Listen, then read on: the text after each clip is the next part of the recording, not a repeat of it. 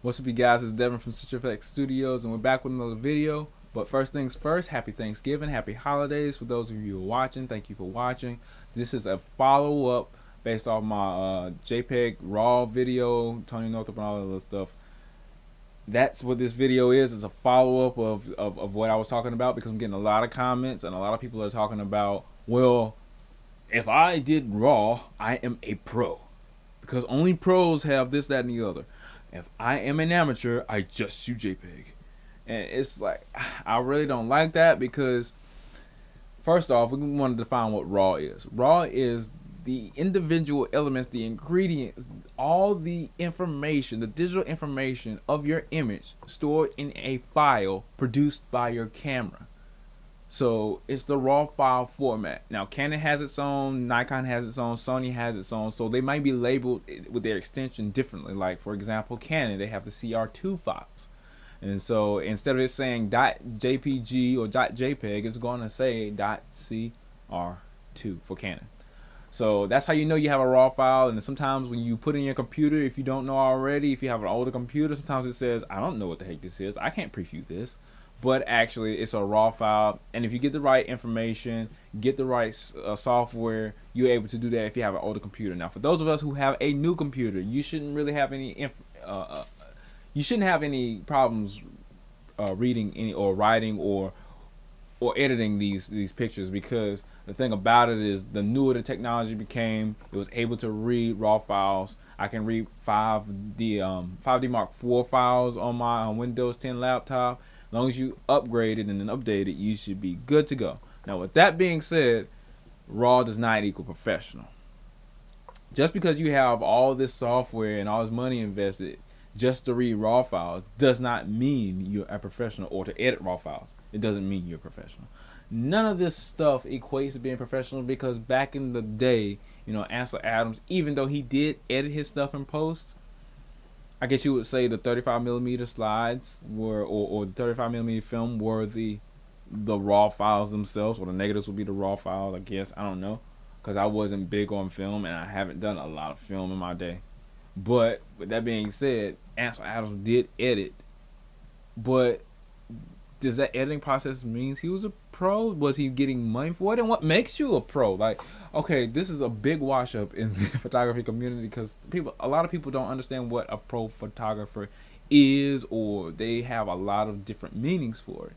And the general meaning of professional, not even professional photographer, a professional is somebody who can do a job or a service and get paid to do it. That's the general definition of it. Now, with all that being said, now if you apply that to photography, pro photographer would be somebody who could take a picture and do a photo service with the camera probably and get paid for it. That does not mean pro also does not mean you're a great photographer.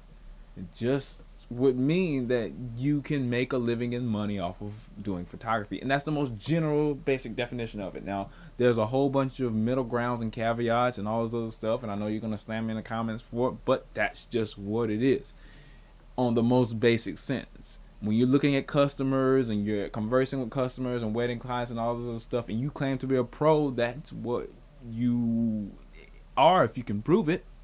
You know, if you can make money off of something, or you can make an image that they love, then that's what you are. Now, with all that being said, now we go into being pro and going into raw. Raw really was what pros did, other than the people who shot JPEG, because back in the day when raw images came out, you couldn't see them on your, like I said, you couldn't see them on your computer. Most people couldn't see them on their computer. They had to invest a lot of money just to see the raw files. Now what these raw files allowed you to do was get the most out of your images, make them as creative as you wanted to, change. Like you could almost take these images from 0 and bring them up to 100. You know, if you took it 3 stops underexposed, you could fix it. If you wanted to add more color, you could fix it. If you wanted to change the temperature, color balance, all this, you could do it, because raw allowed you that possibility. Now the conception that people get is that, oh, okay, raws mean that, okay, you worked hard to pay for this and that and the other, and you need to fix something and come out with a professional product even if you messed up. That's what makes you a pro, because you shoot raw and you need that ability to have better images than anybody else on any given situation. And maybe that was the gist of the idea at the time, but nowadays it's not. Anybody pretty much who has an update computer, iPad Pro, anything of that nature, they can read raw files. And they don't have to be the richest person. They don't have to have the highest tier camera to do it. Now the T5 shoot raw, the T1i, T2i, T3i, T4i, T5i, T6i, T7i, whatever, smaller camera can do it now. I'm pretty sure Panasonic shoot raw. I know Sony shoot raw. Everybody can shoot raw if they have the camera. It doesn't mean you're professional. It might be your first day, But if you're exploring the camera and reading it, and you find out, oh, raw's giving me more flexibility in post, I think more beginners should shoot raw now. Just like Tony said. Tony said, hey, if you want to get the best out of your images and you're shooting your child's baseball game and you want to get your highlights intact, and you want to reserve some shadows and try to bring some noise out of the situation, you shoot raw to get the most flexibility in post. So with all that being said, maybe some beginners should shoot raw more often. Like, don't make this a professionals only shoot raw because we want to be big and bad and we want to be the only ones to do it because it makes us feel special. No.